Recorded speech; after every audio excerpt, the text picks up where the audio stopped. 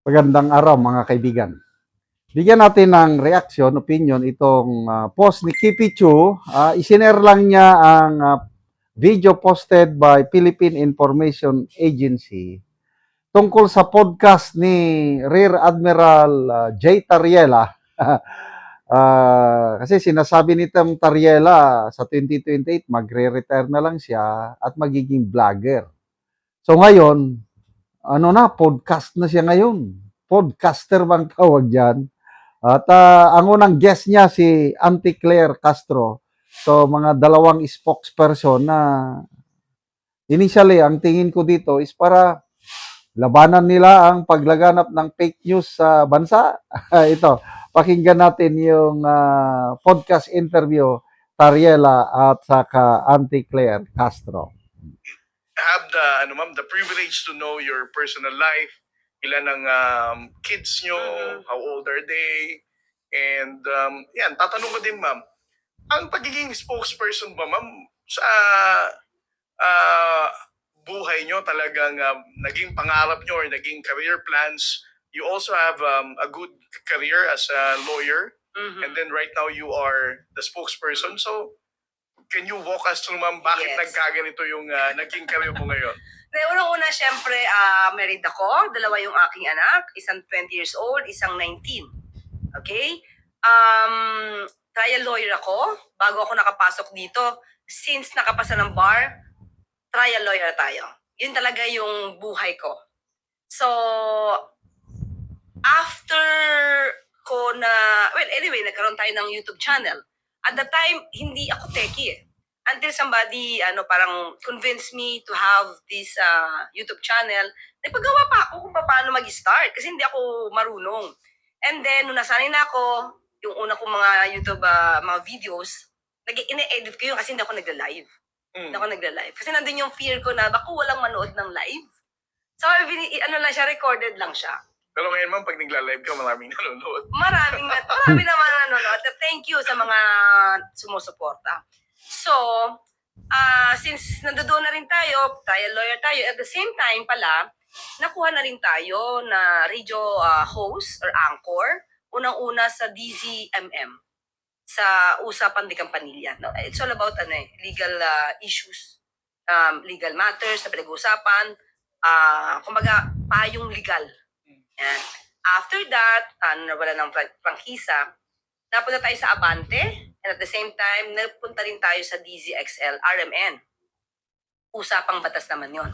So, from there, di ko alam kung paano akong na-discover ng palasyo.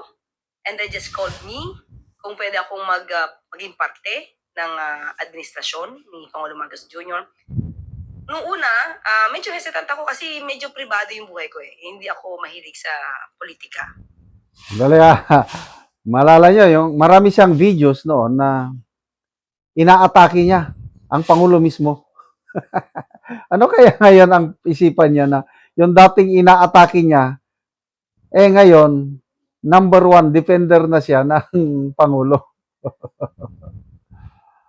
Pero finally, when the president asked me if I can help the country, so pag presidente na yung nagsabi, parang sino ako para tanggihan na isang pangulo? Di ba para bang isang pangulo ang nangangailangan, hihingi ng kakayanan mo para makatulong sa gobyerno at sa bansa? Sino naman ako para tumanggi? Doon nag-start siya. Tsaka kung maalala ko ma'am, no, during the first few days ng administrasyon ni President Marcos Jr., wala talagang plano magkaroon ng spokesperson sa palasyo. Yes. Until you came, no? So actually, up to now, walang spokesperson talaga ang Pangulo. Kaya nga ang title natin is Palace Press Officer kasi ang papel ko is to just explain ko ano yung sasabihin ng Pangulo. Pero sabi ng Pangulo, he will be speaking for himself. So, nandito lang ako para ma-expound kasi may mga pagkakataon na may sinasabi yung Pangulo. Tapos yung media, kailangan na malaman kung ano yung pinaka-ibig sabihin ng Pangulo. Kasi minsan baka sabihin na, uy, paano to? Paano magkakaroon yung, paano i-implement yung Executive Order 110? So after mag-explain ng Pangulo, yung papel ko ngayon ay mag-expound. Para sa akin, ma'am, ang pinaka-tough na part ng trabaho mo is when you expound the position of the president, the policies, and everything, meron talagang sektor ng politika or ng ating lipunan na hindi natutuwa, no?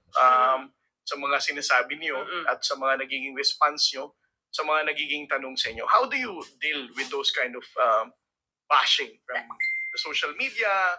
And of course, hindi lang sa social media, of course, maririnig din natin yung mga tao mismo na nagpapa-interview, nagsasalita. I mean, as part of the government, how do you respond to all this? Una, Sir Jay, kasi ganito, ang binibitawan ko ng mga salita dyan, dapat nanggagaling din sa mga heads ng agencies, especially sa Pangulo.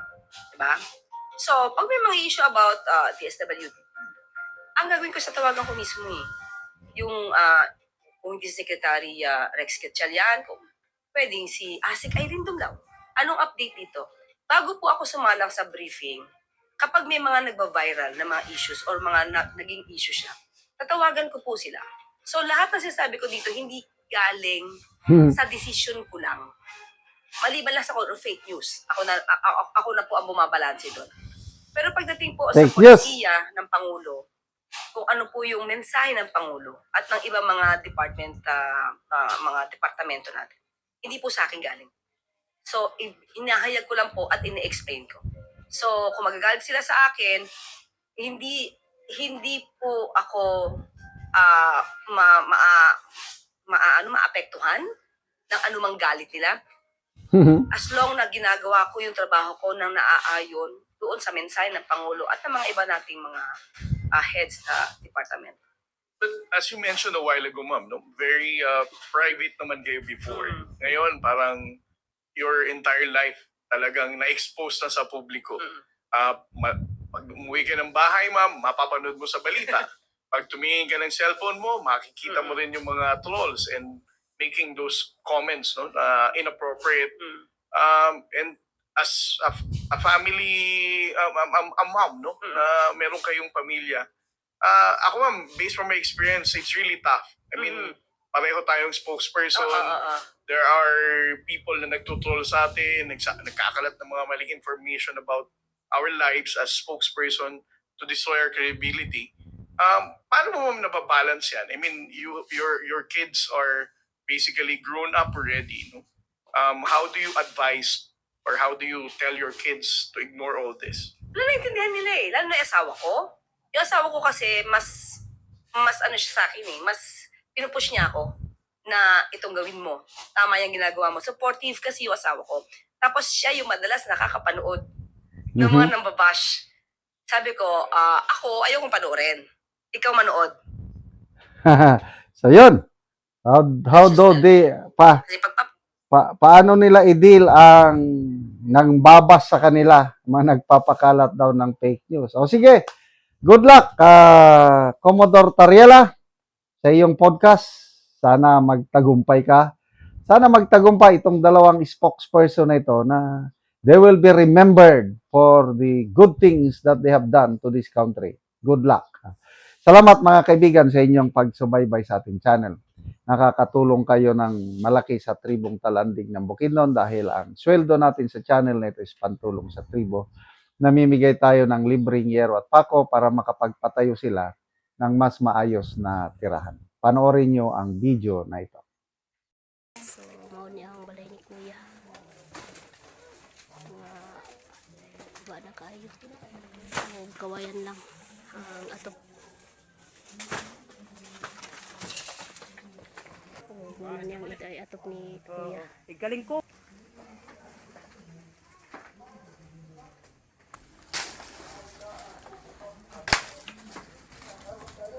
Gabok na gid kaayo. Kawayan lang. Kayo ang atop ni Kuya.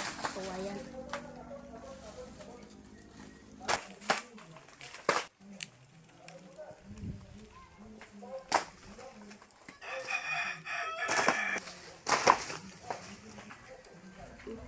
Kayo mo gid nang atop ni ang Kuya nga kawayan lang.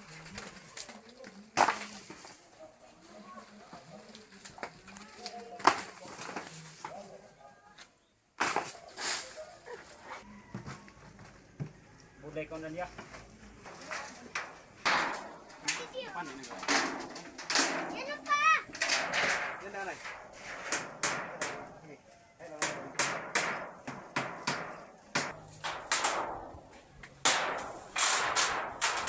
kalang ko bro. Ay nalugay apat tunto igura pa makalisod. Tagali mo to eh. Balay o katop na gyud sila og bago.